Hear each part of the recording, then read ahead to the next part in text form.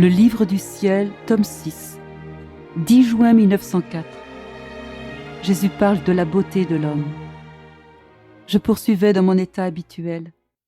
Dès que mon adorable Jésus vint, il me dit tout triste et tout souffrant: « Oh ma fille, si l'homme se connaissait lui-même, comme il se garderait de se souiller par le péché.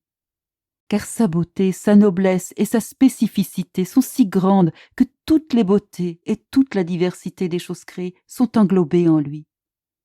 En effet, toutes les autres choses de la nature ont été créées pour le service de l'homme, et lui, il devait être supérieur à toutes.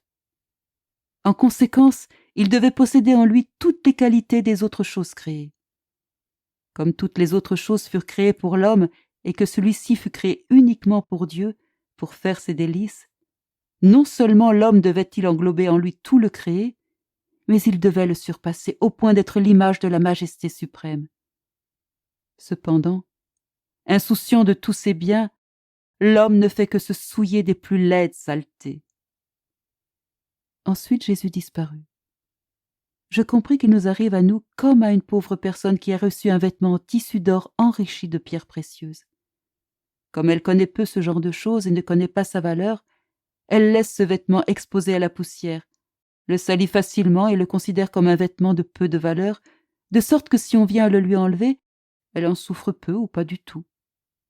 Tel est notre aveuglement en regard de nous-mêmes.